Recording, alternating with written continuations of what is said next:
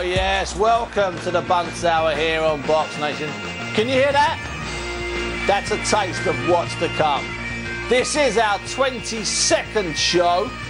Thanks for being with us from the very start. Now there's a carload of people making their way down from Sheffield. We've got a couple of fighters and we've got the Whispering Guru, the trainer of legends, the man himself, Brendan Ingle. He'll be in the studio soon. But this Saturday, we are in Scotland at the Braehead Arena for the homecoming world title fight defence of Ricky Burns. It's a tough one. It's a hard one. It's a proper fight. And there's only one place to start this week. Yes, you guessed it.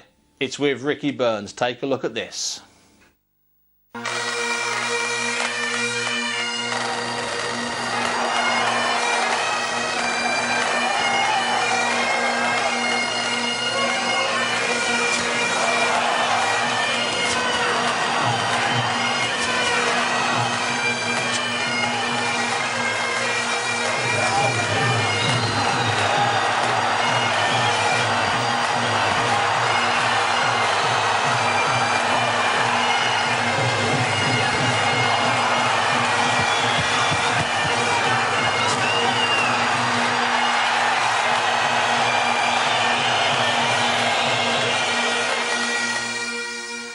I don't know about you, but I can never watch enough of that masterclass against Michael Katsidis last year, which we watched here on Box Nation. That was, I think, a fantastic performance. One of the best by a British boxer in a world title fight for a very long time. I'm delighted to say that he joins me on the line now. More bagpipes, please, because it's Ricky Burns on the line. Oh, yes. Cut with the bagpipes. Ricky, how are you? All right, Steve, I'm good. Aye, how's yourself? I'm absolutely fantastic. Ricky, this is a tough fight, a hard fight. Let's get straight to it. There's no chinks really in this guy, apart from when he lost his title. That's the only odd fight I can find. Apart from that, it's a tough one. It's a hard one. He only lost to a guy, obviously, at the top level, Miguel Acosta. Obviously, 19 knockouts, 28 victories, shows he ain't no mug. He can certainly punch a bit. But we're trained for a hard fight. Me and Billy, we know this is going to be a tough one, but we're prepared for whatever happens on the night. So I'm just looking forward to getting in the ring now.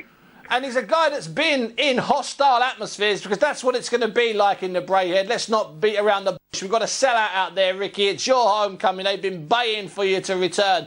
But he's been in, I was watching another one of his fights, a terrible atmosphere, savage atmosphere. It scared me watching it when he fought that guy, was it Andre Kudryavtsev. That was a hard fight. That was also a savage atmosphere. So he's not going to be overawed by a couple of dozen Scotsmen in kilts and a couple of bagpipe players, is he? Oh, no, Joe, I'm sure it's going to be a great night. Obviously, the venue is it's on its way for a sellout. It's just down to me now, obviously, to go out and put a performance for all the fans up here in Scotland. Is there a chance, Ricky, that because you are the main event here, the main attraction, it's a big house, is there a chance that you could maybe play to the crowd a little bit and sort of use your heart a little bit more than your brain? Is there a danger? Not at all. I always say, obviously, it's always good to have home support, but again, I always say a boxing ring's a boxing ring. 1 to 2, I step in there. The crowd. I don't try and just pay attention there. I just need to get in there and go on with my job. And what about the training the last couple of months? Have things genuinely gone to plan, or has it just been a good camp? No, training and that's been going excellent. We finished up sparring last week. We had Bradley Saunders up. He helped me out for my last week of sparring. But we had guys like Tommy Coyle, undefeated lightweight. We had Tyrone Nuss up as well, just to name a few. So and I've been doing a lot of sparring with Paul Appleby as well. So preparation's been going good. It's just now about taking it into the fight, which I'm going to do. Now, I know you moved up to lightweight, but you were always a ridiculous-sized super feather. You're a big lightweight. Are you comfy there for the moment, or are you going to stay there, Ricky? No, I'm obviously, before I even moved up, before I won the world title at super featherweight, there was always talk about moving up to lightweight. I think everybody knew I was getting quite tight. I think we done it at the right time, obviously moving up against Katsidis, but for now, we'll stay at lightweight. We'll just take it a fight at a time. A fight at a time. Now, looking at Paulus Moses, What do you think his main strengths are, Ricky? What do you think you've got to look out for most once it comes to first bell time on Saturday night?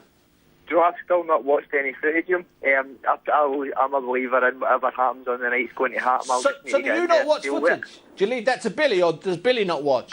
Billy's watched a good bit of him. We know he's a good boxer. Obviously, he's got a big right hand. He's got a good jab as well, but I've got a good jab myself. So I think the first couple of rounds, I will go out, we'll suss them out, and we'll take a fight as it comes. Now it's not a decent division. It's a great division, the lightweights. Not just in the UK. Obviously, there's Kevin Mitchell, a chance of a Kevin Mitchell fight later. But overseas, internationally, there's a lot of big fights out there. A lot of good fights out there. You must be excited about 2012. You know, again, I'm not really looking at that now. I know I think the fight that everybody, especially in Britain, want to see is me against Kevin. But for now, I need to give my full attention to Paulus Moses. Yeah, this is going to be a hard fight, and if I don't come through these big fights aren't going to happen for me. So that's how everything's concentrated on getting this fight over first. Listen, you're absolutely right. Listen, Ricky, we'll see you on Saturday evening, and enjoy the next few days. Ricky Burns, thanks for being on the show. Aye, thanks again. I'll see you on Saturday. You will indeed. Top man. Ricky Burns, looking forward to it. It's a big night up there on Saturday. Ricky Burns, Paulus Moses, top of the bill, WBO Lightweight Championship, live from 8 p.m. here on Box Nation. And dozens of other fights on the bill. And I mean that, it's one of those nights, it just seems to absolutely be packed with people.